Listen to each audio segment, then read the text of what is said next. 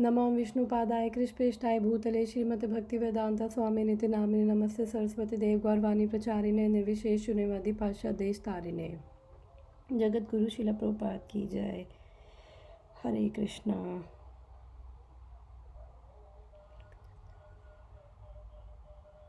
हरे Krishna. Okay, हम किस पे थे? याद है किसी को? लास्ट वीक हमने कौन सा पढ़ा था श्लोक? आई थिंक अगर कोई बोल रहा है तो वो अपने आप को अनम्यूट नहीं कर पा रहे हो, अगर कोई बोल रहा है तो। ओके, और मैं भी यहाँ से अनम्यूट कर चुके थे हैं। 49 पूरा कर चुके थे और 50 पे आ गए। राइट, ठीक है। तो हमने 49 लास्ट क्लास में किया था, तो एक बारी इसको थोड़ा सा और डिस्कस कर लेते हैं। तो मुझे कोई बताएगा हमने पिछली क्लास में क्या पढ़ा था? हमारा रिवीजन हो जाएगा। इसमें ये भगवान अर्जुन को कहते हैं कि सोल तो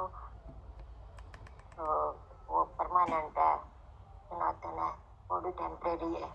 हमें अपनी मन और बुद्धि से कार्य नहीं करने, जब हम करेंगे तो हमें सफरिंग मिलेगी। और जब भगवान से कनेक्ट होंगे तो हमें धीरे धीरे शुद्धता प्राप्त होगी, प्रेम प्राप्त होगा, हम उससे कनेक्ट हो पाएंगे। हमें अपने कार्य से अटैच होकर काम नहीं करना है। हम अपने कार्य को करेंगे तो उससे रिजल्ट से अटैच होकर कार्य नहीं करेंगे। ओके। और हमें समभाव में रहना है और हमारी जो ड्यूटी है हमें उसको करनी है। ओके। तो हमने इसमें ये भी पढ़ा था, क्या कहते हैं, सकाम कर्म, और सकाम कर्म पढ़ा था। और हमें पता है, आई थिंक हम ये डिस्कस कर चुके हैं कि 3 तरह के वो कर्म होते हैं, कर्म, अकर्म और विकर्म। तो कोई मुझे एक बार ये बताएगा कि क्या होता है कर्म, अकर्म, विकर्म? इसमें भी है Akarma is good karma. But is akarma means, no, it is not good karma, but is 249 में it has different meaning. Okay. काम कर्म तो वो होता है जो किसी से काम से अटैच ना होके, रिजल्ट से अटैच ना होके किया जाए। ओके। नहीं, उल्टा बोल दिया आपने। मैं एक बार दोबारा एक्सप्लेन कर देती हूँ। मुझे लगता है इस पे कन्फ्यूजन है कि सकाम कर्म और वो सब क्या है, विकर्म, अकर्म क्या है। सबसे पहले हम सकाम कर्म की बात करते हैं, बिकॉज अभी ये हम पिछले कुछ वर्सेस पढ़ के आए हैं, वो सारे इन्हीं के आसपास घूमते। फिर चैप्टर 3 पढ़ेंगे, 4 पढ़ेंगे, तो उनमें ये चीज़ें बहुत डिटेल से, तो हमें पता होना चाहिए कि एटलीस्ट सकाम कर्म क्या है, विकर्म क्या है और अकर्म क्या है। तो हमने क्या कहते हैं, जो वो वाला श्लोक पढ़ा था, कर्मण्येवाधिकारस्ते मा फलेषु कदाचन वाला श्लोक पढ़ा था, उसके अंदर एक्चुअल में हमने ये तीनों चीज़ें पढ़ी थी, सकाम कर्म, विकर्म, अकर्म। तो सकाम कर्म क्या है? जो शास्त्रों के अनुसार हम अपनी इच्छा को पूरी करने के लिए कर्म करते हैं, उसे कहते हैं सकाम कर्म। ठीक है ना? अब यहाँ पे भगवान क्या कह रहे हैं? ओके, मैं विकर्म भी बता देती हूँ। विकर्म वो होते हैं जो हम शास्त्रों के विरुद्ध जाके करते हैं, अगेंस्ट जाके करते हैं, वो होते हैं विकर्म। और अकर्म के एक्चुअली में 3 मीनिंग है। जो यहाँ पे 2.49 में अकर्म है, जो ये है दूरेन ही अवकरम कर्मा बुद्धि योगा धनंजया बुद्धो शरणम अन्विच्छा कृपना फला हेतवा। तो इसके अंदर जो अकर्म आ रहा है उसका क्या मतलब है कि क्योंकि हमें अगर रिज़ल्ट ही नहीं मिलेगा तो हम वो कर्म ही नहीं करना चाहते। जो अर्जुन कर रहा था, अर्जुन कह रहा था कि क्या कहते हैं, मेरे को पाप लगेगा, मैं एंजॉय कैसे करूँगा, फर्स्ट चैप्टर में हमने देखा था।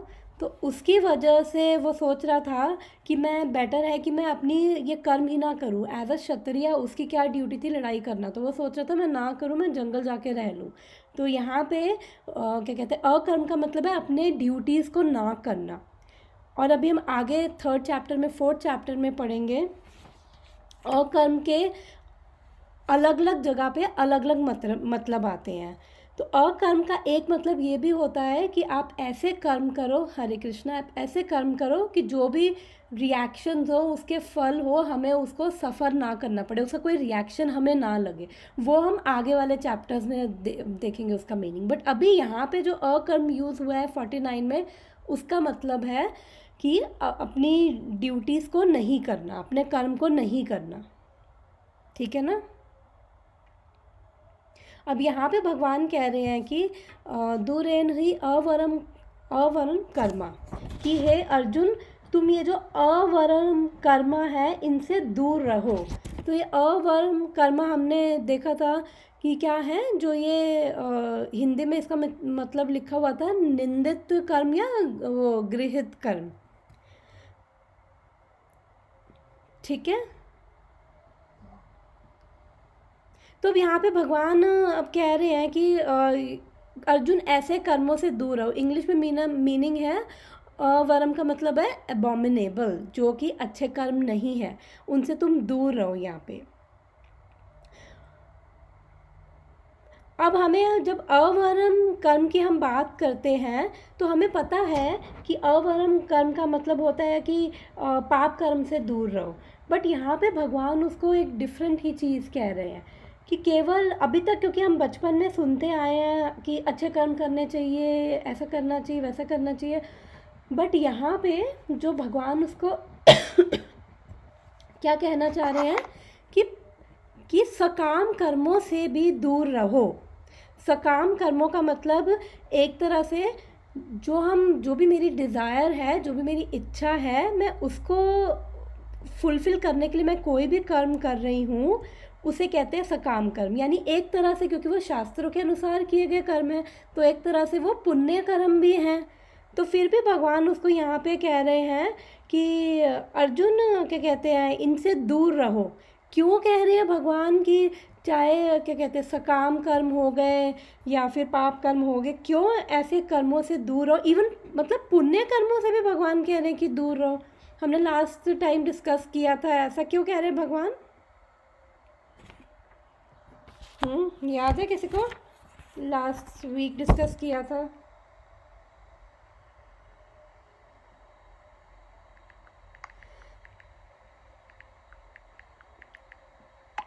क्योंकि मैंने बताया था कि जो पाप कर्म होते हैं वो तो हमारी एक क्या कहते हैं आयरन की चेन की तरह हो गए, लेकिन जो पुण्य कर्म भी हैं वो भी क्या करते हैं, हम लोगों को बांध देते हैं, हम लोगों को बाउंड करते हैं जन्म और मृत्यु की साइकिल में।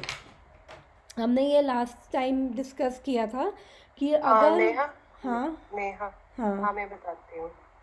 मतलब कर्म मतलब बैड कर्मा और गुड कर्मा दोनों के रिजल्ट्स होते हैं, तो किसी भी रिजल्ट से अटैच नहीं होना, चाहे वो गुड हो या बैड हो। कर्म मतलब जो हमारी तो ड्यूटीज है, जो भी हम एक्शन कर रहे हैं, कर्म वो है जो हम कोई एक्शन कर रहे हैं। आगे बोल।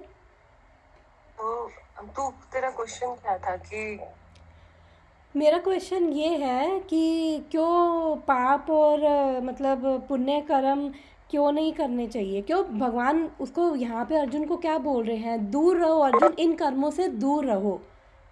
हाँ, चाहे वो गुड हो या बैड कर्म, हाँ दोनों से दूर राइट, रहो। दोनों से दूर रहो। राइट। राइट। हाँ, तो उसका वही है ना कि जो तूने एसेंस बताया था पहले, कि चाहे हम अच्छा करें या बुरा करें उसके रिजल्ट्स होते हैं, तो उन दोनों से ही दूर रहना है। क्योंकि अच्छा करेंगे तो अच्छे रिजल्ट्स मिलेंगे, बुरा करेंगे तो बुरे रिजल्ट्स मिलेंगे। तो बट अगर आप कृष्णा को सेंटर में लाके चीजें करते हो तो उन चीजों से आप उसके रिजल्ट से दूर रहते हो, फिर चाहे वो अच्छे हो या बुरे हो। बिल्कुल परफेक्ट, बिल्कुल सही। तो एक्चुअली में दोनों ही चेन, बुरे कर्म क्या है, आयरन चेन, अच्छे कर्म क्या है, हमारी गोल्डन चेन। बट भले ही गोल्डन हो लेकिन बांध तो रही है ना हमें दोनों तरह के कर्म। और जब मैंने बताया था कि हमारा ये जो ब्रह्मांड है, हमारा ये मटेरियल वर्ल्ड है, जिसे मैं भौतिक संसार भी कहती हूँ, अगर हम कुछ भी अच्छे कर्म कर रहे हैं या बुरे कर्म कर रहे हैं तो उसको हमें भोगने के लिए वापस यहीं पे आना पड़ेगा। और ब्रह्मांड में मैंने बताया था जो हमारा मटेरियल यूनिवर्स है जिसमें हम रह रहे हैं, उसमें हमारे शास्त्र क्या बताते हैं कि उसके अंदर 14 लोक हैं, जो अर्थ है हमारा, जो उसे भूवर लोक भी कहते हैं, वो मिडल प्लैनेट है और उससे ऊपर उच्च लोक है, यानी कि जो सारे हेवनली प्लैनेट्स हैं, और 6 उच्च लोक हैं, और उसके बाद 7वां हमारा अर्थ, और उसके बाद नीचे 7 क्या है, लोअर प्लैनेट्स है, जिसे नीच नीच के वाले लोग भी कहते हैं, जिसमें हम केवल अपने कर्मों को भोगने के लिए जाते हैं। ऊपर और नीचे हम केवल अपने कर्मों को भोगने के लिए जा रहे हैं। और यहाँ पे जब हम ये अपना भुवर लोक में है, वहाँ पे हम कर्म कर रहे हैं, ऊपर और नीचे हम कर्म नहीं कर रहे हैं, राइट। हम केवल अपने भोग रहे हैं। तो बुरे कर्म हमें सफरिंग्स, हमें उसकी वजह से सफरिंग्स होंगी, हम परेशान होते हैं, हमें बीमारी है या कोई भी मेंटल प्रॉब्लम, फिज़िकल प्रॉब्लम, कोई भी डिज़ीज़ या कोई भी लीगल इम्प्लिकेशन कुछ भी हो रहा है, तो वो केवल हमारे कार्मिक रिएक्शन की वजह से हो रहा है। तो भगवान यहाँ पे बुद्धि योगा वाला हम जो ये सेक्शन कर रहे हैं वो क्या है, बुद्धि योगा। तो बुद्धि योगा में क्या उसका क्रक्स क्या है कि हमें जो भी कर्म हम कर रहे हैं, हमें क्या है, हमें अगर हमें नॉलेज है, हमें ज्ञान है, हम ज्ञान के प्लेटफॉर्म पे रहकर कोई भी कर्म करते हैं, तो हम उसके अंदर फिर हम उससे उसका जो भी रिज़ल्ट है हम उससे अटैच नहीं होते हैं, क्योंकि हमें पता है कि अगर हम रिज़ल्ट से अटैच होकर कर्म करेंगे तो वो हमें यहाँ पे बाइंड कर देंगे और हम एक तरह से यहाँ पे इसी साइकिल में घूमते रहेंगे। तो हम आगे चलते हैं, आज का श्लोक शुरू करते हैं 250। हरे कृष्णा। बुद्धियुक्तो जहातिह उभे सुकृत दुष्कृते तस्माद्योग्या युजस्व योग्या कर्मसु कौशलम। हरे कृष्णा। कोई पढ़ना चाहेगा इसको?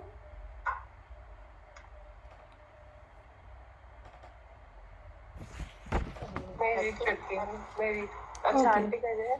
ये कोई बात नहीं, पड़ेगा। नहीं आंटी आप कर लो। भक्ति में संलग्न मनुष्य इस जीवन में ही अच्छे तथा बुरे कार्यों में अपने को मुक्त कर लेता है। तथा योग के लिए प्रयत्न करो, उनकी सारा कार्य कौशल यही है। जीवात्मा अनादिकाल से अपने अच्छे या बुरे कर्मों के फलों को संचित करता रहता है। फलता व निरंतर अपने स्वरूपों से अनभिन्न बना रहा है। इस ज्ञान को भगवत गीता के उपदेश से दूर किया जा सकता है। यह हमें पूर्ण रूप से भगवान श्री कृष्ण की शरण में जाने तथा जन्म जन्मांतर कर्म फल की श्रृंखला का शिकार बनने से मुक्त होने का उपदेश देती है। अतः अर्जुन को कृष्ण भावनामृत कार्य करने के लिए कहा गया है, क्योंकि कर्म फल से शुरू होने की यही प्रक्रिया है। बताओ क्या समझ आया?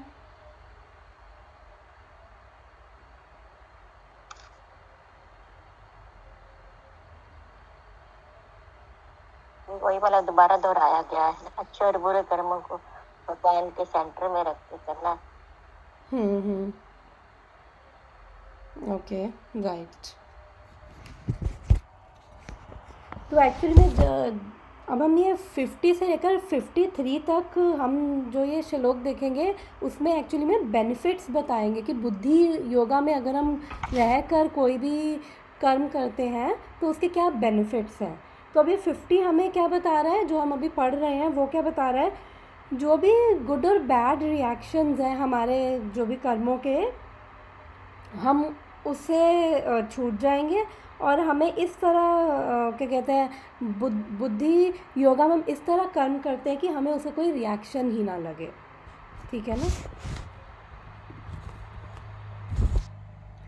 अब इसमें लिखे हैं, since time immemorial each living entity has accumulated the various reactions of his good and bad work as he is continuously ignorant of his real constitution position। तो यहाँ पे इसका क्या मतलब है, कौन सी he is ignorant of his real constitutional position, इसका क्या मतलब है, क्या समझ आता है इससे?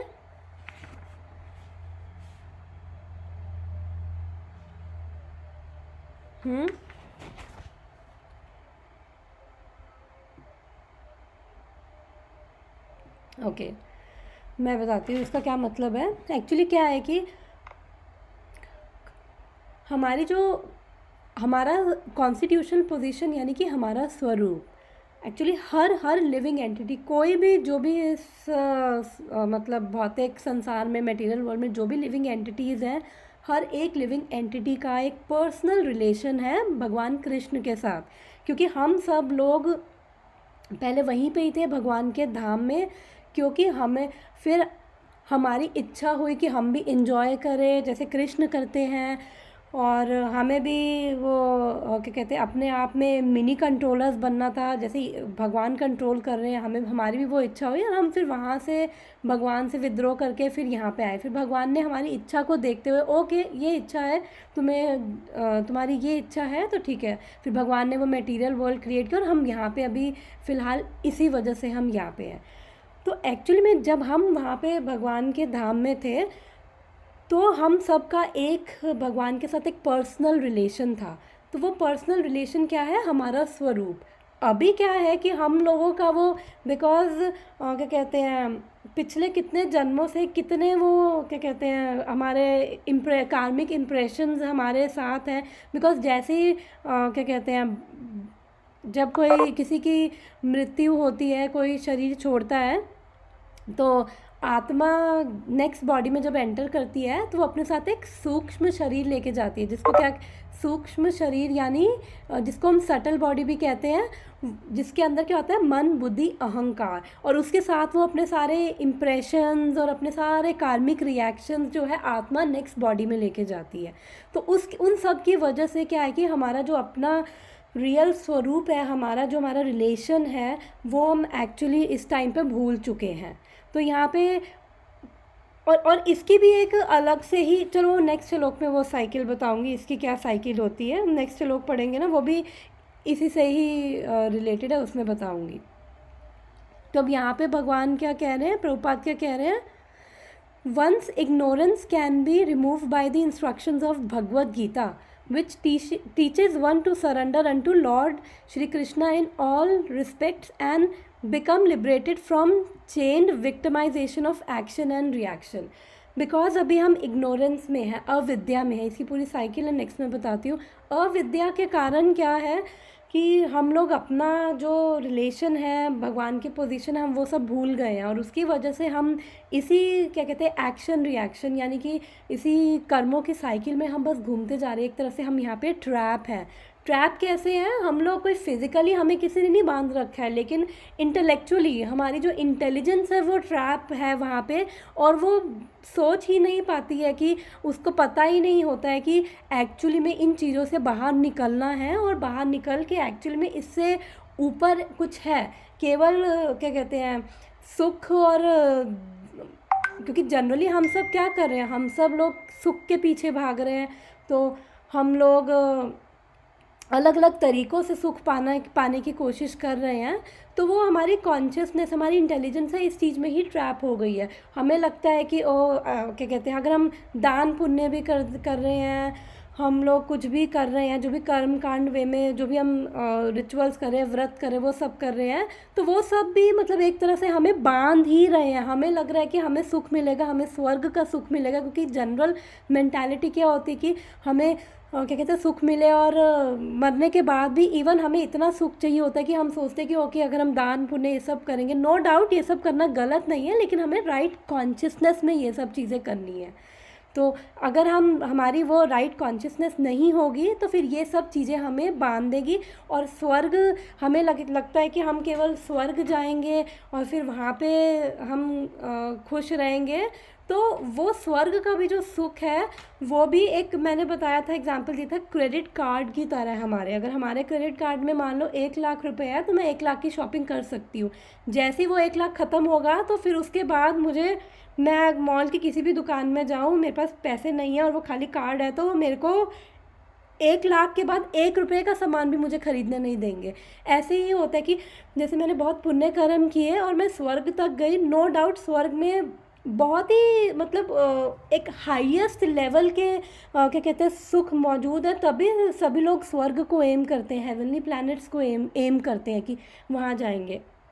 और फिर उसके बाद जैसे वो क्रेडिट कार्ड का बैलेंस ख़त्म हुआ, पुण्य ख़त्म हुए, वापस यहाँ पे आ गए और फिर वही इस कार्मिक साइकिल में घूमते रहे और उसके बाद वही सब अविद्या के कारण वो सब चीज़ें चल रही हैं और यहाँ से बाहर ही नहीं जा पा रहे हैं। तो अब हम आते हैं अपने नेक्स्ट श्लोक में आते हैं, उसमें ये थोड़ा सा और डिटेल में डिस्कस करेंगे। तो एक बार मैं अपनी पीपीटी में भी आती हूँ। ओके, तो हमने जो ये हमारा ये सेक्शन शुरू हुआ था 239 से 253 तक है। अब इसमें क्या है, इस सेक्शन में बेसिकली हम बुद्धि योगा के बेनिफिट्स और कैरेक्टरिस्टिक्स पढ़ेंगे। हमने 239 में पढ़ा था कि क्या कहते हैं, हमारे freedom from bondage of work, कि कोई भी कर्म कर रहे हैं तो हमें रिएक्शन नहीं लगेगा, इसका ये फ़ायदा है बुद्धि योगा का। 240 में पढ़ा था कि नेहा विक्रमो नाशो अस्थि वाले श्लोक में क्या पढ़ा था, इस पाथ पर, इस बुद्धि योगा या भक्ति योगा वाले पाथ में कोई लॉस नहीं है। मान लो कि अगर कोई भक्ति कर रहा है और एक्सीडेंटली फॉल डाउन कर गया, भक्ति छोड़ दी, मान लो कुछ ऐसा हुआ, कुछ कारण ऐसे बने कि भक्ति छोड़ दी इस जन्म में, और इस जन्म में 10% भक्ति करी, तो ऐसा नहीं है कि अगले जन्म में वापस से ज़ीरो पे आएगा। अगले जन्म में उसकी इतनी कॉन्शियसनेस रहेगी कि वो सब चीज़ें जो 10% कर चुका है वो उसके आगे से स्टार्ट करी, यानी 11% से। और ये भी हमने पढ़ा था saves one's from the greatest danger. Greatest danger हमने ये पढ़ा था कि ये जो ये जन्म मृत्यु की साइकिल है, यही हमारे लिए बहुत बड़ा डेंजर है, बिकॉज इसी की वजह से हम लोग जो भी सफरिंग है हमारी लाइफ में, उसी की वजह से है। फिर 41 में हमने पढ़ा था व्यवसायित्मिका बुद्धि ही। उसका क्या मतलब था कि अगर हम बुद्धि योगा में एक्ट करते हैं तो हमारी जो हमारी बुद्धि है, हमने वो रथ वाला एग्जाम्पल देखा था, हमारे रथ के घोड़े इधर उधर भाग रहे हैं और आत्मा पीछे डरी हुई बैठी हुई है, तो वो अगर इधर उधर जा रहे हैं तो बिल्कुल गड्ढे में गिरने का डर है। लेकिन जब हमारे घोड़े अगर सीधा जाना और सीधा एक ही डायरेक्शन में चलेंगे तो हमें मटेरियल चीज़ों में, जो हमारी भौतिक चीज़ें चाहिए उसमें भी क्लैरिटी आएगी, स्पिरिचुअली भी क्लैरिटी आएगी। तो व्यवसायित्मिका बुद्धि था सिंगल माइंडेड, फोकस्ड होना। फिर 50 में अभी हमने देखा है कि जितने भी अच्छे और बुरे कर्म किए हैं उसके सारे जो रिएक्शंस हैं वो ख़त्म हो जाएंगे। नेक्स्ट में हम देखेंगे इस बर्थ और डेथ की साइकिल से हम कैसे निकलेंगे। ठीक है, ओके। ओके, तो अर्जुन को क्या लग रहा था कि fighting this war would be an abominable activity, मतलब ये गलत काम है, अगर मैं ये लड़ाई कर रहा हूँ तो ये गलत काम है। तो अर्जुन को भगवान ने क्या बोला है, तुझे इसके क्या कहते हैं, अगर तू कोई भी हम काम से अटैच होके करेंगे रिएक्शन तब आएंगे, तो हमें अपने काम को ही need not renounce work but work in right consciousness, मतलब कि उसको अपने कर्मों को, जो अपनी ड्यूटीज़ है उसको नहीं छोड़ना है, बस केवल उसको एक राइट कॉन्शियसनेस के साथ उसको कोई भी अपना काम करना है। हम नेक्स्ट पे आते हैं। हरे कृष्णा। ओके, भी इम्पोर्टेंट श्लोक है। कर्म जम बुद्धि युक्ता ही फलम त्यक्त्वा मनीषिणा जन्मन् विनिर्मुक्ता पदम गच्छन्ति अनामयम्। कौन पढ़ेगा? नेहा, पढ़ना तो पढ़, हिंदी में पढ़ना, हिंदी में पढ़ लो। ओके, कोई पढ़ना चाहेगा? मेरी कर यार इंग्लिश वाला। ओके, इंग्लिश वाला कर ले।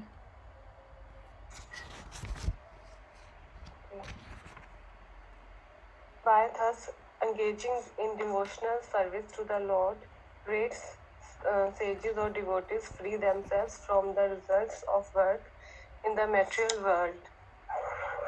In this way, they become free from the cycle of birth and death and attain the state beyond all miseries by going back to Godhead.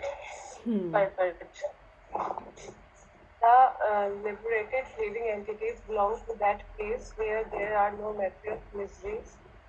The Bhagavatam says, ये पढ़ना है संस्कृत नहीं, कोई नहीं, इंग्लिश रीड कर ले। for one who has accepted the growth of the lotus feet of the Lord, who is the shelter of the cosmic manifestation and is famous as Mukunda or the giver of Mukti. The ocean of the material world is like the water contained in a car's footprint, Param Padam, or the place where there are no material miseries, or Vaikuntha is his goal. No, not the place where there is danger in every step of life. Okay, इसको discuss करें, ये इकट्ठे discuss करना है? इतना discuss. Okay, क्या समझ आया इतने में?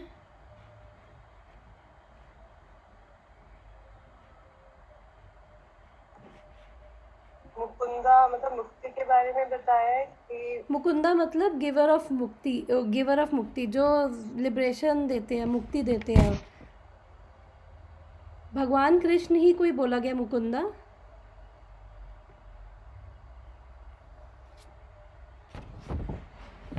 मतलब जहाँ पे वैकुंठ के बारे में एक्सप्लेन किया है कि वैकुंठ में कोई मैटेरियल मिजरीज नहीं है जो कि यहाँ पे है।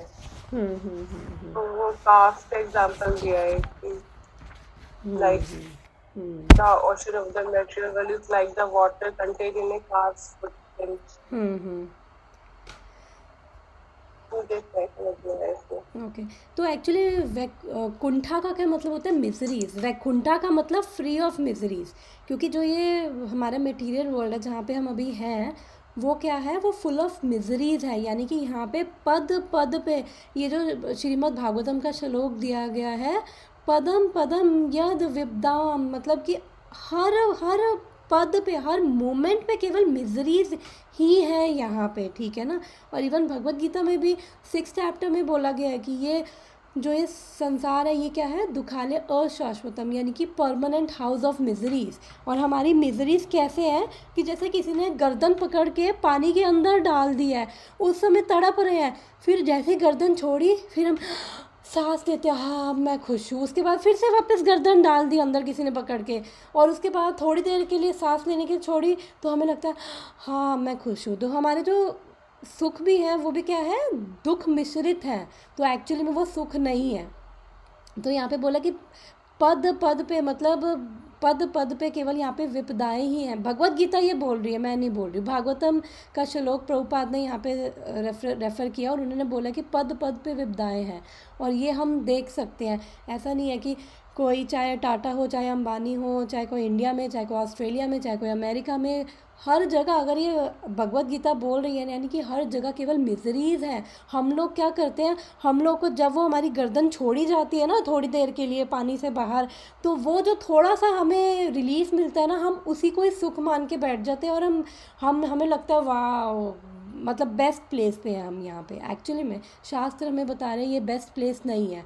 और वैकुंठा जब मैंने फर्स्ट चैप्टर समझाया था, तो मैंने दोबारा दिखाऊं क्या वो मटेरियल वर्ल्ड का? अगर तुम कहोगे तो वो, या मैं ऐसे वर्बली बता दूं वो पीपीटी अपनी? अगर पीपीटी हाँ ओपन है तो दिखा दो। ओके, मेरे ना थोड़ा लैपटॉप में ना वो पता नहीं कैसे, हाँ ओके है तो सही।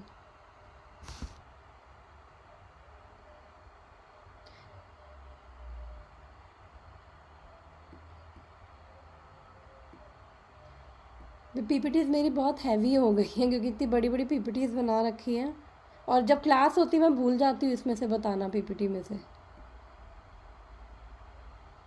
तो धीरे धीरे लोड हो रही है। ओके, ये आ गया।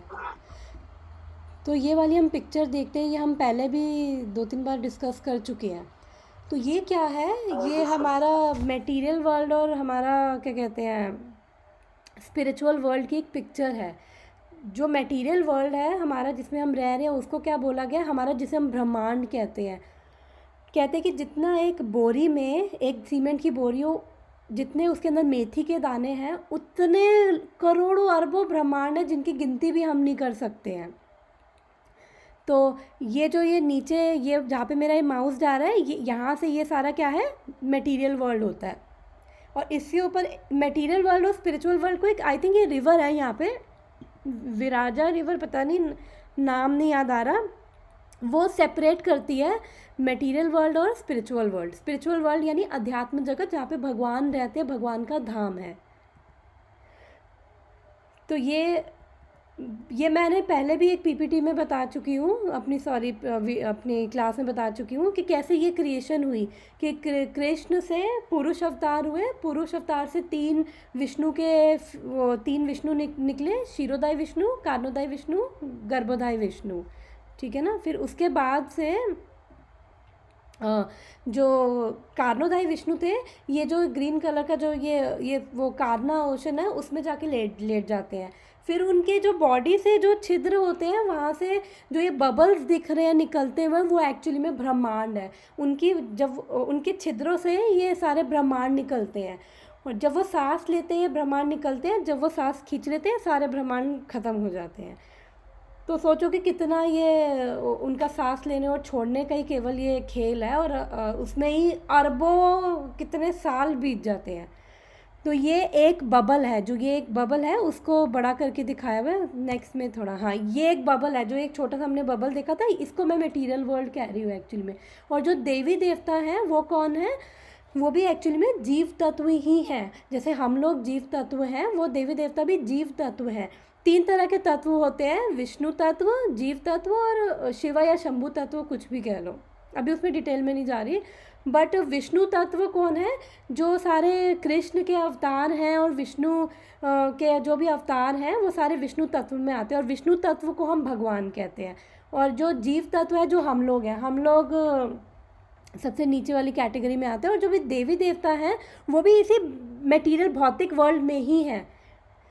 तो यहाँ से उसके बाद कारणोदय विष्णु को मैंने बताया था, उनसे ब्रह्मांड निकलते हैं।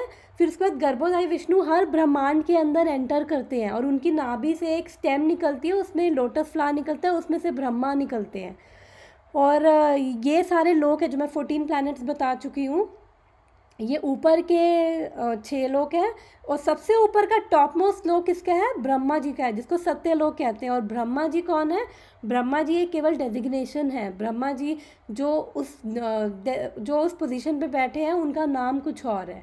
वे जैसे सूर्य डेजिग्नेशन है, जैसे हम ऑफिस में काम करते हैं, मैनेजर, वाइस प्रेसिडेंट, ये डेजिग्नेशन है केवल, ठीक है ना, ये केवल पद है। ये ऐसा नहीं है कि अगर जो वाइस प्रेसिडेंट किसी का नाम है, नाम नहीं है, केवल डेजिग्नेशन है। ऐसे ब्रह्मा और सूर्य देव भगवत गीता में 4थे चैप्टर में बताते हैं कि अभी जो सूर्य देव है, उनका नाम क्या है? विवस्वान है, तो उनका नाम भी बताया गया है। तो ऐसे ही ब्रह्मा डेजिग्नेशन है। और इवन हम जीवों में से ही ब्रह्मा, क्योंकि जीव तत्व हैं, यानी कि वो टॉप मोस्ट क्या कहते हैं, वो जीव हैं, और पहले वो जीव हैं ब्रह्मा। फिर ब्रह्मा सारी वो देवों की क्रिएशन सारी श्रीमद् भागवतम में है। फिर देव सृष्टि ब्रह्मा से आती है, और उसके बाद ये कीड़े मकोड़ों को भी बता रखे कैसे आए, एक्वेटिक्स कैसे आए, 9 लाख तरह के, 4 लाख तरह के तो केवल मनुष्य हैं, और जो 84 लाख योनि है, उनमें अलग अलग वो बताया गया कि 9 लाख के एक्वेटिक्स हैं, जो भी ये वाटर में हमें दिखते हैं, वो सब 11 लाख तरह के तो पेड़ पौधे ही हैं, वो सब भागवतम में है। तो उसके बाद ये जो क्षीरोदय विष्णु होते हैं, वो हर जीव के हार्ट में एंटर करते हैं, और वो हर जीव के साथ वो रहते हैं हार्ट में, वो देखते हैं उनकी, मतलब एक तरह से एक विटनेस की तरह की वो जीव को देखते हैं। जो लोग कहते हैं ना परमात्मा हर एक के हृदय में है, तो वो एक्चुअली में ठीक कहते हैं। तो ये हमारा मटेरियल वर्ल्ड है। नीचे के लोग हैं, हम जब भी कोई भी अच्छा बुरा कर्म करेंगे, तो हम केवल बस यहीं पे घूमते रहेंगे, इसी लोग, मतलब यही ऊपर नीचे ये बबल्स में ही घूमते रहेंगे। अलग अलग बबल्स हैं, ये अलग अलग बबल्स में ही घूमते रहेंगे। और अब आते हैं हम ये थोड़ा सा स्पिरिचुअल वर्ल्ड का। ओहो, कहाँ पहुँच गया?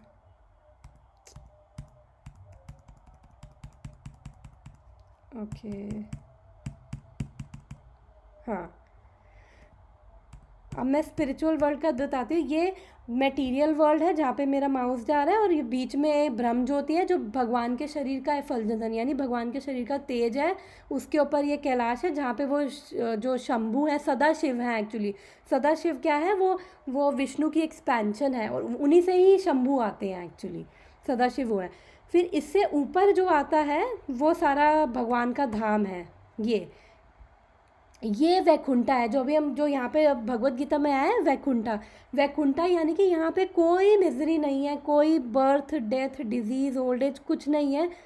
यहाँ पे सारे नारायण के एक्सपेंशन है, नारायण या विष्णु जो मर्जी कह लो, उनके एक्सपेंशन है। जैसे नरसिंह देव हो गए, वारा देव, वामन देव, जो जिस भाव से जिसको जो भक्त जिनको मानते हैं, फिर वो वैकुंठ में जाते हैं और उसके बाद फिर वैकुंठ से वापस नहीं आते। फिर उसके बाद ये ऊपर यहाँ पे क्या कहते हैं, द्वारका धाम है, फिर अयोध्या धाम है, फिर बीच में जो ये लोटस फ्लावर दिख रहा है, ये है एक्चुअली गोलोक वृंदावन धाम, जिसको हम कृष्ण का जो धाम बोला जाता है। और यहाँ पे भगवान कृष्ण रहते हैं। तो अलग अलग धाम में जो मैंने बताया कि अयोध्या, मथुरा और द्वारका, इसमें केवल अलग अलग रस का फ़र्क है। मतलब 5 तरह के वो रस होते हैं कि जो एक तरह से भगवान के साथ अलग अलग रिलेशनशिप का फ़र्क है। बिकॉज कृष्ण के साथ तो क्या कहते हैं, सखा भाव में भी होते थे, उनके फ्रेंड्स होते थे, उनको डांट देते थे, उनके सर के ऊपर चढ़ के बैठ गए, उनको बोला कि जाओ कृष्ण हम नहीं खेल रहे। और जो गोपीज थी वो उनके साथ एज अ मतलब लवर में, हस्बैंड वो उनकी वाइफ के फॉर्म में। तो उस तरह के टॉप मोस्ट केवल कृष्ण के साथ ही ये सब रसा केवल कृष्ण के साथ होते हैं। जैसे थोड़ा नीचे आते जाते हैं, जैसे अयोध्या में आएंगे तो थोड़ा राम मर्यादा पुरुषोत्तम है, तो फिर उनके साथ सखा भाव में है, या फिर क्या कहते हैं वो दास्य भाव में है। तो वो केवल भावों का फ़र्क है। जस्ट मेरे को इन चीज़ों में डिटेल में नहीं जाना, अदरवाइज़ हमारी क्लास बहुत लंबी हो जाएगी। जस्ट एक ओवरव्यू दिया है। जब हम ये भगवान के धाम में जाते हैं, फिर हम यहाँ से कभी वापस नहीं आते। और भगवान के धाम में कोई टाइम फैक्टर भी नहीं है। भगवान के धाम में कोई किसी प्रकार की मिजरी नहीं है, और वहाँ पे हमें पूरी फैसिलिटीज़ हैं। हम जो चाहते हैं हमें, मतलब ब्रह्म संहिता में बताया गया है, चिंतामणि प्रकर सद्मा सुकल्प वृक्षा लक्षावृतेषु सुरभिरभिपालयन्तं लक्ष्मी सहस्र सह ब्रह्म सेव्यमानं गोविंदमादिपुरुषम तमहं भजामि। कि मतलब भगवान का जो धाम है वो कैसे इल्यूमिनेट हो रहा है, कैसे वो हिंदी में इल्यूमिनेट को क्या बोलते हैं, मतलब कैसे वो प्रकाश आ रहा है भगवान के धाम में। मतलब ऐसे ऐसे ज्वेल्स हैं भगवान के धाम में। कोई सन मून या लाइट की ज़रूरत नहीं है भगवान के धाम में। वो सेल्फ इल्यूमिनेटेड है भगवान का धाम। वहाँ पे हम बहुत कंफर्टेबल पोजीशन में भगवान के साथ थे, और एक्चुअली में हम लोग का परफेक्ट रिलेशन था। हम उसको छोड़ के यहाँ पे इस 14 लोग के इस बबल में, ब्रह्मांड में आ गए। और ऐसे करोड़ों अरबों ब्रह्मांड है। हमें अभी तो मतलब साइंटिस्ट ने तो कुछ ढूंढा ही नहीं है, अभी तो उनको बहुत कुछ खोजना है। क्योंकि अगर साइंटिस्ट मतलब लगा लो कि अभी अपने ही ब्रह्मांड को डिस्कवर नहीं कर पाए, और ऐसे तो करोड़ों वो ब्रह्मांड है। और भगवत गीता में हमने पीछे पढ़ा था सर्वगता, और भगवान यहाँ पे शास्त्र क्या बताते हैं, हर ब्रह्मांड में जीव है। अगर सूर्य के वहाँ भी जाओगे, वहाँ पे भी जीव है, लेकिन उनके बॉडीज़ डिफरेंट है। वो जैसे हम 5 तत्वों से बने हैं, वो 2-3 तत्वों से बने हैं, कि वो उनकी बॉडी वैसे है कि वैसे वहाँ पे वो सर्वाइव करे। ये हमारे शास्त्र बताते हैं। और हमारे शास्त्र माइथोलॉजी नहीं है जो कहते हैं मिथ है और ये झूठ, ये सब नहीं है, ठीक है ना। हमारे शास्त्र बताते हैं ये। अब हम आते हैं वापस अपनी भगवत गीता पे। तो अगर हम इन्हीं चीज़ों में फंसे रहेंगे तो हम केवल ये इन्हीं ब्रह्मांडों में घूमते रहेंगे। और यहाँ पे जो मैंने ब्रह्मांड दिखाया था, ये जो दुर्गा देवी है, इसको माया की देवी कहा जाता है। ये भी भगवान के जितने भी देवी देवता हैं वो केवल भगवान कृष्ण के इंस्ट्रक्शंस के अकॉर्डिंग ये जो भी मटेरियल वर्ल्ड है उन सबको चला रहे हैं। तो दुर्गा देवी क्या है, दुर्गा देवी का काम है कि जीवों को यहाँ पे माया में बांध के रखना। जब तक कोई सिंसियर नहीं होता, जब जो सिंसियर जीव होता है, फिर दुर्गा देवी तभी उसको यहाँ से बाहर निकलने देती है। अदरवाइज़ हम इन्हीं बबल्स में घूमते रहते हैं, और इन्हीं बबल्स में हम मतलब इतने कार्मिक हम लोग हमारे बैगेज लेके घूम रहे हैं। हमारा वो इम्प्रेशंस पिछले जन्मों के हैं। कई बार होता है कि हम लोग बैठे हुए हैं और हमें पता ही नहीं होता, हम लोग कुछ ना भी होते हुए भी दुखी हो जाते हैं। वो मतलब कहीं ना कहीं कुछ ना कुछ चीज़ हमें परेशान करती रहती है एक्चुअली।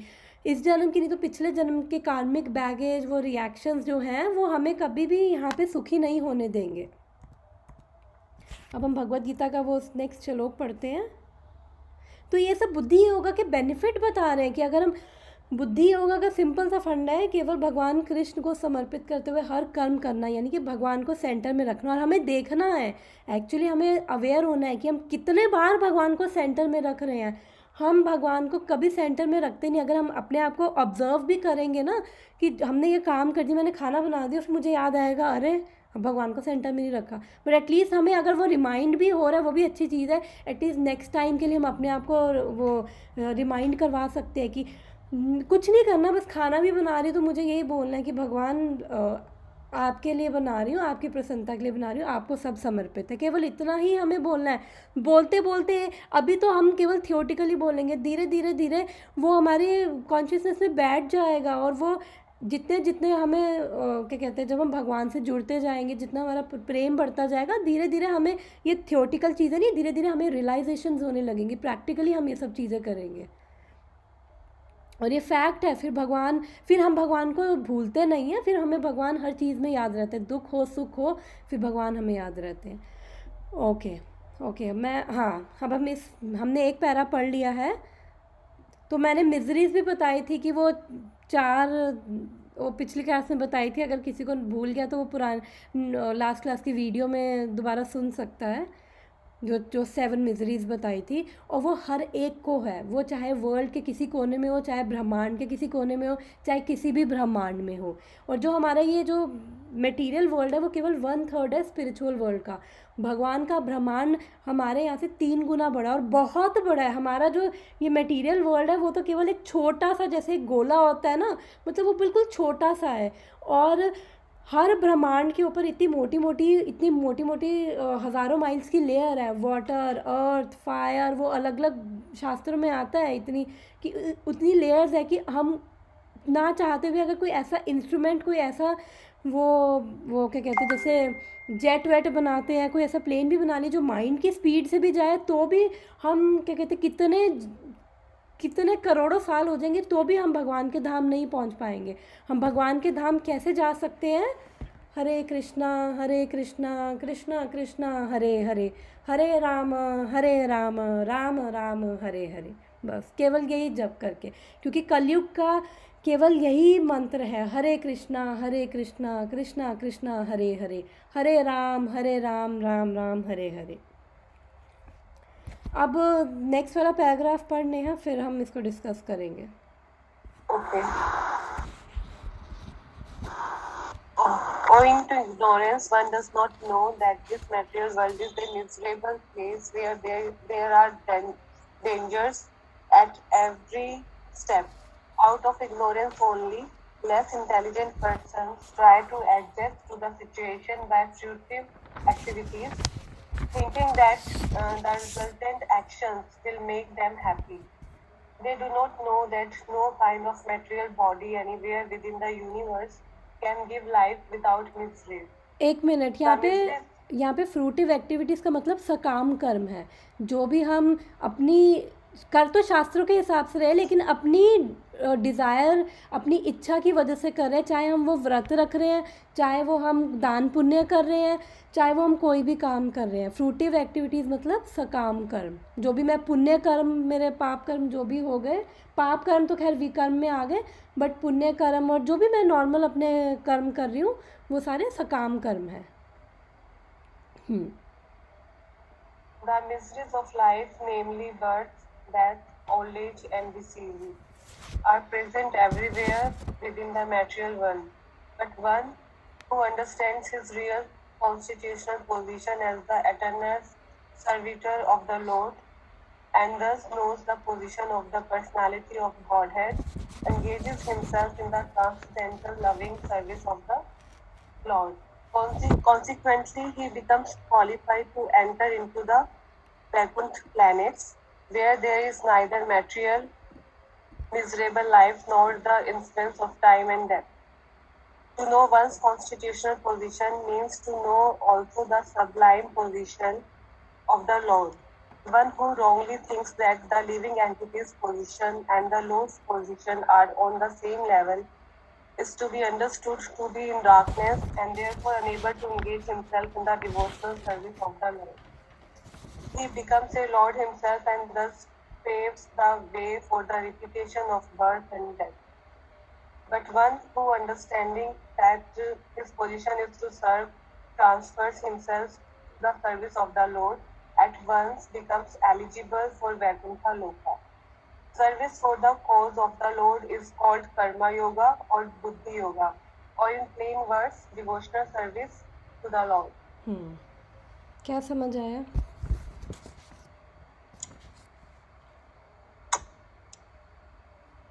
फर्स्ट पॉइंट ये कि जो भी मेटेरियल वर्ल्ड में है वो इन 4 मिजरीज तो उसको है ही, birth, death, old age and disease. Then जो लोग कृष्णा की सर्विस में नहीं रहते और ये सोचते हैं कि हम सेम लेवल पे हैं, तो वो डार्कनेस में जाते हैं। डार्कनेस मतलब? डार्कनेस मतलब उनको राइट डायरेक्शन नहीं मिलती कि उनको क्या करना है। बिल्कुल सही। तो अगर वो खुद को इक्वल लेवल पे समझेंगे तो उन्हें राइट डायरेक्शन कभी मिल ही नहीं सकती। राइट। और यहाँ पे फिर से बताया, प्रभुपाद बोल रहे हैं, to know one's constitutional position means to also know the sublime position of the lord. मतलब अभी जो मैंने पिछले श्लोक में बताया था कि कॉन्स्टिट्यूशनल पोजीशन यानी कि हमारा अपना स्वरूप, और केवल हमारा अपना स्वरूप नहीं, ये भी पता होना कि एक्चुअली में भगवान कौन है और वो कितने ग्रेट है, उनकी क्या पोजीशन है। अभी हम लोगों को कुछ भी नहीं पता है, हम लोगों को बस ये पता है कि हाँ ठीक है, कृष्ण भगवान है, थोड़ी बहुत उनकी वो लीलाएं सुनी हुई हैं, बट हमें क्या कहते हैं, जो पता है हम उसको ऐसे कंपेयर कर सकते हैं जैसे एक डॉक्टर है, एक बच्चा, माँ एक बच्चे को डॉक्टर के पास लेके जाती है, तो डॉक्टर को भी बच्चे के बारे में बहुत कुछ पता है, वो उसका ब्लड टेस्ट करके वो सब बता देगा कि इसके अंदर कितने वाइट ब्लड सेल्स हैं, रेड ब्लड काउंट है, इसका क्या कहते हैं, इसका कितना टेम्परेचर है इस बच्चे को, और क्या उसकी यूरिन में कोई इन्फेक्शन है या नहीं है, मतलब वो सारी उसकी बॉडीली चीज़ें तो वो सब डॉक्टर भी बता देगा। लेकिन माँ के साथ बच्चे का रिलेशन और डॉक्टर के साथ बच्चे के रिलेशन में अंतर है। तो अभी हम लोग क्या है, अभी हम डॉक्टर और बच्चे वाले रिलेशन में भगवान के साथ, तो हमें भगवान का बस ऊपर से पता है, हमें अंदर से वो चीज़ें नहीं पता एक्चुअली में वो कौन है, हम कौन है, और एक्चुअली में हम कहाँ से आए हैं, और हम लोग क्या कहते हैं, क्या हमारा स्वरूप है। जब हमें ये पता चलता है तो फिर तो हम लोगों को सच्ची में यहाँ पे अभी कईयों को फील होता है कि हाँ भाई मिजरीज है, कईयों को लगता है ना हम मज़े कर रहे हैं, मस्त लाइफ चल रही है। तो अभी वो मतलब वो भी इग्नोरेंस में है कि उनको पता ही नहीं है कि क्या कहते हैं, एक्चुअली में वो भी एक अलग ही तरह की बड़ी डिफ़िकल्ट सी सिचुएशन है। एटलीस्ट जो लोग एक्सेप्ट करते हैं हाँ सफरिंग्स हैं, बिकॉज सफरिंग्स जब ये भगवत गीता बता रही है कि सफरिंग्स हैं, तो फिर कोई कैसे उसको मना कर सकता है। यानी कि भगवान एक तरह से बता रहे हैं कि हमें ये भगवत गीता के थ्रू कि मतलब यहाँ पे कितनी सफरिंग्स हैं, क्यों यहाँ पे रहना चाह रहे हो, ये राइट प्लेस नहीं है रहने का। और हम लोग सफ़र करते हैं, उसके बाद भी हम लोग केवल सफरिंग से बाहर निकलने का नहीं सोचते, हम लोग केवल वो अपने आप को ना एडजस्ट करते जाते हैं। जैसे एक वो सुना हुआ है ना कच्छू, वो क्या होता है, फ्रॉग को अगर एक पानी के वेसल में डालो और नीचे से गैस जला दो तो वो बाहर निकलने की नहीं सोचेगा, वो केवल ये सोचेगा, वो अपने बॉडी को ना वो फुलाता जाएगा, टेम्परेचर अपना एडजस्ट करता जाएगा, थोड़ा सा गर्म होगा फुला लेगा, अपना टेम्परेचर एडजस्ट कर लेगा, फिर और ज़्यादा गर्म होगा फिर वो करेगा। और वो मरता कैसे है, मरता वो गर्मी से नहीं, मरता वो ऐसे है कि वो अपने आप को इतना फुला लेता है, अपना वो एडजस्ट करने में उसकी वो सारी एनर्जी ख़त्म हो जाती है और मर जाता है। ठीक है ना। तो हम लोग भी बस केवल अपने आप को एडजस्ट कर रहे हैं, हम लोग कभी सोचते ही नहीं है हमें एस्केप करना है, क्योंकि हम लोग को पता ही नहीं एस्केप करके भी कहाँ जाए। फिर हमें एक उससे भी डर लगता है, हम अपनी अपनी आइडेंटिटीज़ में हैं, हमें डर लगता है कि यहाँ से एस्केप करेंगे और फिर कहीं और ना फंस जाए जाके, क्या करें, फिर यही ठीक है, हाँ ठीक है लाइफ ठीक चल रही, लाइफ ऐसे ही चलती है। और ऐसा नहीं है, लाइफ ऐसे नहीं चलती है, ये भगवत गीता बता रही है लाइफ ऐसे नहीं चलती है, this is not the right place.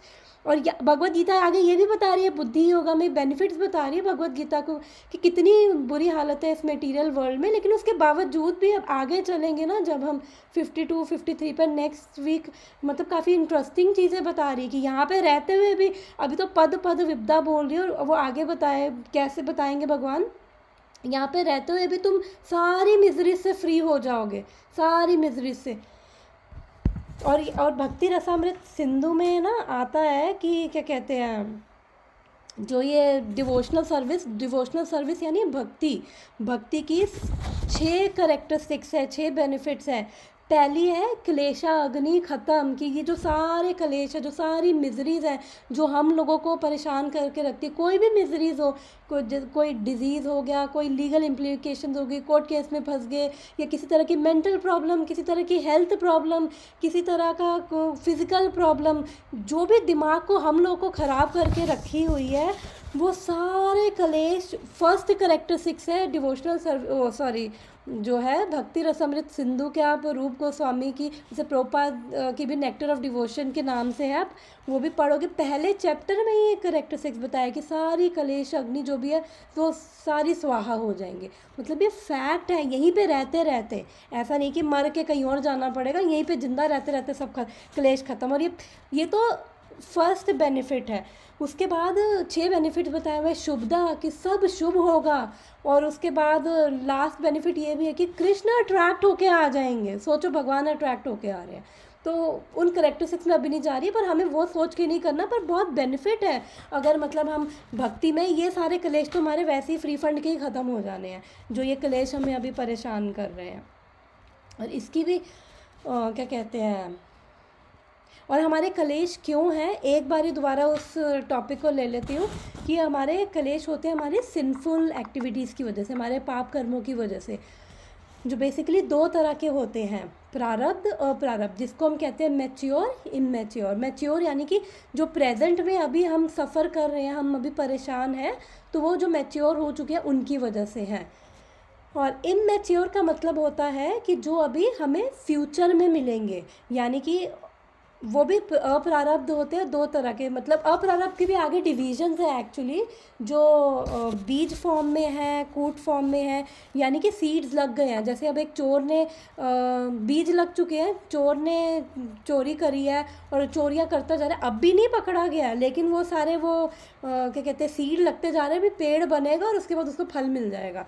और कूट फॉर्म, वो कूटम के फॉर्म में हमारे हार्ट में होते हैं, जो हमारी सिंफुल डिज़ायर्स, क्या कहते हैं, मान लो किसी के अंदर खून करने की टेंडेंसी है, अभी नहीं खून कर रहा, लेकिन कल को ऐसी उसके अंदर वो हो रहा है ना, जैसे कुकर होता है, कुकर में स्टीम भरती जाती, फिर फाड़ सीटी बजती है, तो ऐसे ही अभी उसके अंदर सिंफुल डिज़ायर्स एक्यूमुलेट होती जा रही है, और थोड़ी सी ऐसी कोई ट्रिगर करेगा, ऐसी सिचुएशन बनेगी और वो खून भी कर देगा, और वो अप्रारब्ध कर्म मैनिफेस्ट हो जाएगा। तो ऐसे ही है ये सारे पाप कर्मों की वजह से हम अविद्या में हैं। अभी एक ट्री की मैंने पिक्चर नहीं दिखाई, वो मैं एक दिन देखती हूँ। तो हम ये सारे पाप कर्म, और ये पाप कर्मों से हम छूट भी नहीं पाते। अप्रारब्ध तो हम पिछले जन्मों से लेके आगे अगले पता नहीं कितने जन्मों तक लेके चलते ही रहेंगे उनको, और उनका तो कोई अंत ही नहीं है। लेकिन ये क्या कहते हैं, बताया गया कि डिवोशनल सर्विस से ये सारे तो फ्री फंड में ऐसे ही चले जाएंगे, हमें कोई ना कुछ एक्स्ट्रा एफर्ट करना ही नहीं, ना किसी भगवान से प्रार्थना करनी है मेरे पाप काटो, मेरे दुख दूर करो, और कुछ भी नहीं। ये तो बस भक्ति में आने से ही धीरे धीरे, जैसे हमारा सिंसियरिटी, जो हमारा भगवान से प्रेम बढ़ता जाता है धीरे धीरे, ये तो ऐसे ही चले जाएंगे, और सब शुभ ही शुभ होगा, ये इसी जन्म में ही होगा। ये कोई मतलब ये रूप गोस्वामी जो हमारे चैतन्य महाप्रभु तो कृष्ण थे, उन्हीं के ही जो डिसाइपल रहे हैं, और अब भी कुछ सालों पहले ही कुछ क्या कहते हैं चैतन्य महाप्रभु के टाइम पे ही आए थे, उन्होंने ये सब बोला, उन्होंने रियलाइज़ करके ये सब चीज़ें बोली कि ये सब चीज़ें होंगी भक्ति में अगर हम होते हैं तो। और हमारा जो क्या कहते हैं, ये जो इसमें लिखा है ओइंग टू इग्नोरेंस, तो ये पूरी एक साइकिल है। अब मैं एक दिन देखती हूँ, अगर मेरी वो खुली हुई हो इमेज किसी ना किसी डॉक्यूमेंट में, तो मैं उसकी भी वो साइकिल दिखा देती हूँ कि वो किस चीज़ की साइकिल है। वो एक ट्री सा बना हुआ है, ट्री के नीचे क्या है, हमें अविद्या ने बांध के रखा हुआ है। अविद्या यानी इग्नोरेंस। हम अपनी रियल आइडेंटिटी तो भूल चुके हैं कि हमारा एक पर्सनल इंटीमेट रिलेशन है भगवान के साथ, और अविद्या के कारण हम क्या करते हैं, अस्मिता आ जाती है। अस्मिता यानी कि हम लोग डिफरेंट आइडेंटिटीज़ ले लेते हैं और हमें आइडेंटिटी क्राइसिस वहीं से शुरू हो जाता है। हम अपनी रियल आइडेंटिटी भूल जाते हैं कि हम भगवान के ही एक्चुअली दास हैं और हम भगवान से ही, हम अंश हैं उनके, वहीं से ही आए हैं, एक परफेक्ट रिलेशन से आए हैं। इसलिए जब यहाँ पे इस मटेरियल वर्ल्ड में हमें वो परफेक्ट रिलेशंस नहीं मिलती है, हम एक्सपेक्ट करते हैं हमें वो परफेक्शन नहीं मिलती, तो हम दुखी होते हैं, बिकॉज हम वो परफेक्शन टेस्ट करके आए हैं। इसलिए यहाँ पे हम भौतिक संसार में परफेक्शन ढूंढ रहे हैं, हर चीज़ में, इवन रिलेशनशिप्स में भी हम चाहते हैं परफेक्शन हो, पर हमें कभी मिल नहीं सकती। अविद्या सबसे नीचे उसकी रूट है, मैं नेक्स्ट टाइम दिखा दूंगी ये पेड़। अविद्या रूट है और ये भक्ति रसामृत सिंधु में ही वो है, अविद्या रूट है। और उसके बाद पहली उसकी एक ब्रांच क्या है, अस्मिता। पहले अस्मिता आती है कि हमें आइडेंटिटी क्राइसिस हो जाता है, फिर हम क्या कहते हैं, उसके बाद नेक्स्ट आता है रागा। रागा यानी अटैचमेंट, कि अब तो मैं भूल गई हूँ कौन है और फिर मैं उन्हीं सब चीज़ों से अटैच हो रही हूँ। फिर उसके बाद आता है द्वेषा। द्वेषा तीसरी ब्रांच है। फिर हम सोचते हैं कि हाउ डेयर यू, तूने कैसे, तुम्हारी इतनी औकात होगी, तुमने मुझे ऐसे बोला, मुझे ऐसे बोला। और हम लोगों को क्या कहते हैं, जो ये सब पावर की भूख और वो सब, हमारी इज्जत नहीं हुई। मैं यहाँ पे कॉरिडोर में चल रही हूँ और उसने मेरे को मतलब एक बारी हाय हेलो तक नहीं बोला, और वो सब चीज़ें हमारी फिर चलती रहती है। ये सब द्वेष में चलता रहता है, हमारा हेट्रेड आ जाती है, ये सब सटल लेवल पे चल रही हैं। हम अनकॉन्शियसली, सबकॉन्शियसली ये सब हमारे अंदर चल रही है, हम रिकॉग्नाइज भी नहीं कर पाते। और फिर उसके बाद हेट से नेक्स्ट आती है अभिनिवेशा। अभिनिवेशा का मतलब है फिर हमारे फियर्स शुरू हो जाती है, उसकी वजह से हमारे डर शुरू हो जाते हैं कि अब ये हो जाएगा, वो हो जाएगा, और क्या कहते हैं, जो मेरे को चाहिए वो होना चाहिए, अगर वो नहीं हो रहा है तो फिर क्या कहते हैं, फिर मैं यार डर रही हूँ, मैं वही सब वो साइकिल में घूम रही हूँ। तो ये सब सारी उनकी वो स्टेजेस हैं, ये और ये पाप कर्मों की वजह से, इग्नोरेंस की वजह से, अविद्या की वजह से है, ठीक है ना। तो अगर भक्ति रसामृत सिंधु बहुत अच्छी बुक है, अगर वो पढ़ोगे तो ये सब पता चलता है। लेकिन इन सब के नीचे लेवल पे क्या चलते हैं, तो ऊपर लेवल के साइकिल बताए, नीचे लेवल का वो सारा वो मैंने बताया है कि हमारे अंदर वो क्या कहते हैं बीज होते हैं, हमारे अंदर बीज कितने होते हैं, सिंफुल वो डिज़ायर्स अंदर होती है, क्योंकि वो अंदर वो चीज़ें हैं तो वो बाहर बिल्कुल आएंगी ही आएंगी। हमें लगता है कि नहीं हम गुस्सा अंदर, ये सब चीज़ें अंदर बन रही हैं, तो वो हमें लगता है कि नहीं हम नहीं करते, लेकिन वो कोई भी सिचुएशन ऐसे ट्रिगर करेगी तो वो बाहर निकल के आएंगी चीज़ें। इसलिए जो भक्ति क्या करती है, वो बीज कूट प्रारब्ध अप्रारब्ध सारे पाप फिनिश, सारे कलेश फिनिश। और एक गारंटी ऐसा नहीं है कि ये कोई वो ऐसे क्या कहते हैं अपने आप से नहीं बना के बोल रही है, जो मैंने पढ़ा है, पढ़ सकते हो, नेक्टर ऑफ डिवोशन में ये सब चीज़ें पढ़ सकते हो, सब उसमें लिखा है, पढ़ के मतलब जो पढ़ा है वो सब बोल रही हूँ। तो हमारा फिर इन्हीं सब चीज़ों से फिर हमारा एटीट्यूड बनता है, जैसी हमारी टेंडेंसीज़ होती है उन्हीं से हमारा एटीट्यूड बनता है, फिर उसके बाद उन्हीं से हमारे एक्शंस बन जाते हैं, उन्हीं से हमारी हमारे कॉन्शियसनेस वैसे बनती है, हमारे एक्शंस वैसे बनते हैं, हमारे कर्म वैसे बनते हैं। फिर जब हम कर्म करते हैं फिर हम गुण वो उसके हिसाब से हम गुण में आ जाते हैं, और वो गुना और कर्म की वजह से हम वापस से साइकिल में फंसते जाते हैं। फिर वही सब ये पाप की साइकिल, फिर वो हमारी टेंडेंसीज, वो सब इसमें घूमते रहेंगे और एक ट्रैप होके रह जाते हैं इसमें से। ये सब होता है, ठीक है ना। अब मैं एक बारी श्लोक पे आ जाती हूँ, इस चीज़ को बीच में वहाँ पे हो गई थी। अब मैं श्लोक का एक बारी मतलब बता के 5 मिनट्स में ख़त्म करती हूँ, हमारी क्लास लंबी हो जाती है। तो एक्चुअली में ये सब चीज़ें चल रही हैं, तो हमें भगवान क्या कहना चाह रहे हैं कि कंफर्टेबल प्लेस नहीं है ये, हम इंटेलेक्चुअली मेंटली यहाँ पे ट्रैप है, ठीक है ना। हम अपनी डिज़ायर से, वासनाओं से, वासनाएं क्या होती है, हमारी डिज़ायर्स भी होती है, हमारी सेक्सुअल इच्छाएं भी, हमारी डिज़ायर्स भी, कोई भी वासना, कोई भी ऐसी वासना कि जिसको जो इच्छा कि जो मेरे को बस चाहिए वही मेरी वासना है। एक्चुअली इन सब में हमारी बुद्धि वो ट्रैप हो चुकी है, तो इसलिए फिर हमें इन सब चीज़ों की वजह से, अविद्या की वजह से मुझे पता ही नहीं होता कि क्या सही है क्या गलत है।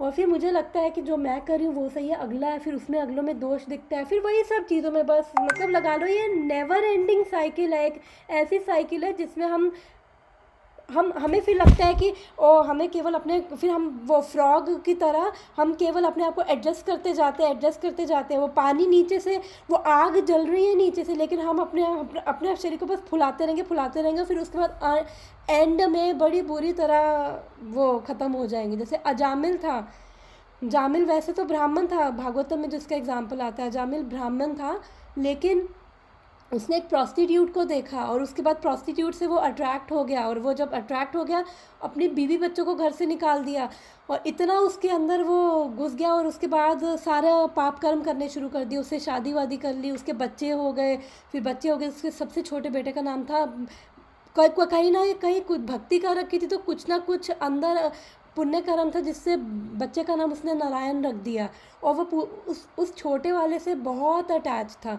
और जब वो एंड में मरने लगा था तो क्योंकि अपने अटैचमेंट्स हमें याद आती हैं, भगवान नहीं याद आते हैं, तो फिर उसे अपने बेटा याद आया, तो वो नारायण नारायण चिल्लाने लगा। पहले तो वो यमदूत सारे आ गए थे, इतने भयानक, वो देख के डर गया था। यमदूतों का भी बड़ा भयानक डिस्क्रिप्शन लिखा हुआ है श्रीमद् भागवतम में।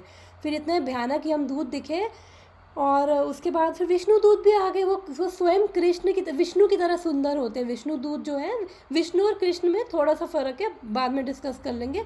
वो एक तरह से ऑलमोस्ट सेम है, बट वो विष्णु की तरह एकदम सुंदर। फिर वो आपस में लड़ने लगे कि नहीं, इसने नारायण बोला है। वो यमदूत कह रहे हैं कि उन्होंने तो कभी विष्णु दूतों को देखा नहीं था, उनका तो काम है केवल पापी आत्माओं को लेके जाना।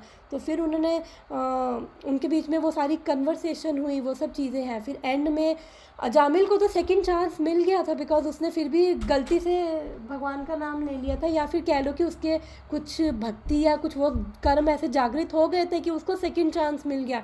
बट हाँ, हम लोगों को रिस्क नहीं ले सकते, हम लोगों को गारंटी नहीं है सेकंड चांस मिले। मान लो कि अगले जन्म में अच्छा जन्म भी मिल जाए, हो सकता है एक बहुत ही वेल्दी फैमिली मिल जाए, बहुत ही धनी परिवार मिल जाए, लेकिन क्या गारंटी है कि कॉन्शियसनेस हमारी गिरेगी नहीं वापस? हो सकता है, क्योंकि जब जहाँ पे ज़्यादा कंफर्ट्स होते हैं, जो हम पढ़ के आए हैं कि भोग और ऐश्वर्य, अभी ये हमने पढ़ा इस सेक्शन में 2 तरह के ये ऑब्स्टेकल्स हैं। अगर ये भोग और ऐश्वर्य यानी कि हमें पूरे ऑपुलेंसेस मिल रहे, सब ऐश्वर्य मिल रहे हैं हमें, तो ये भोग और ऐश्वर्य जो है मिल रहा है, और उसके बाद हमारी बुद्धि ना अपने जगह पे रही और गलत काम करने शुरू कर दी, गलत कर्म करने शुरू कर दिए। इतना अच्छा जीवन मिला, हम देखते हैं ना कितने अमीर लोग होते हैं लेकिन वो ड्रग्स ले रहे हैं और वो सब चीज़ों में शराब पी रहे हैं, और अपना आजकल तो स्टेटस सिंबल होता है, आजकल फेसबुक पे लगाते हैं, हमने इतनी बड़ी बॉटल वो विस्की और वो बड़े बड़े ब्रांड, ये वो आजकल स्टेटस सिंबल है, लेकिन वो मतलब नहीं समझ पाते कि ये सब क्या चीज़ें हैं।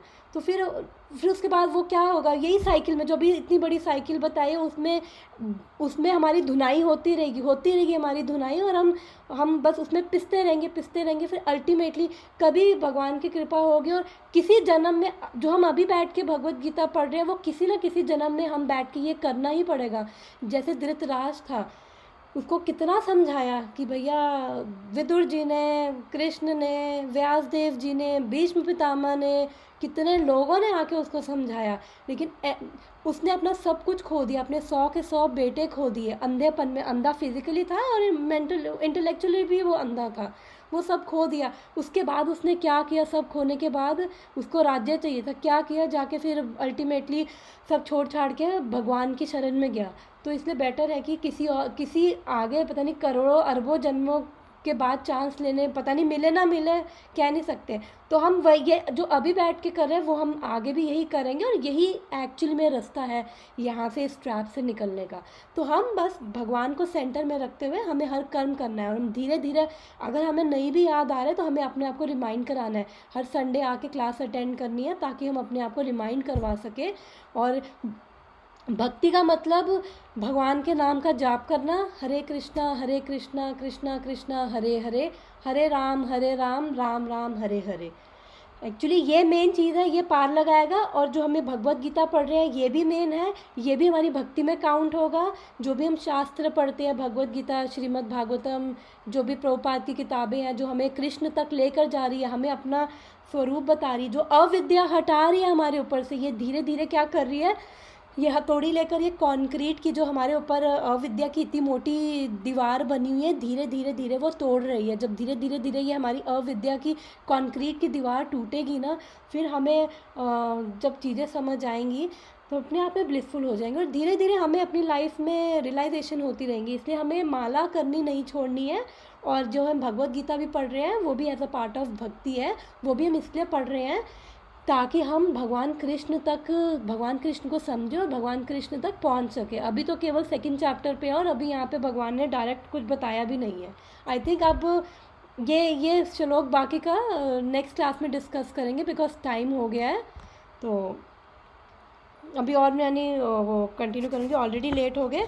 एक बार ही नेक्स्ट क्लास में शुरू के 10 मिनट में, अभी मैंने एक्चुअली श्लोक का वो मीनिंग बताना था, वो सब चीज़ें नहीं बताई। एक बार ही नेक्स्ट क्लास में मैं रिवाइज़ करवा दूँगी, ठीक है ना। और अगर किसी का कोई क्वेश्चन है तो मुझसे पूछ सकता है, अभी या कभी, जब भी पूछना हो पूछ सकते हो कॉल करके। अदरवाइज़ हम अपनी क्लास को यहीं पे अटेंड करते हैं, ख़त्म करते हैं, एंड करते हैं। हरे कृष्णा कृष्णा कृष्णा हरे हरे, हरे राम राम राम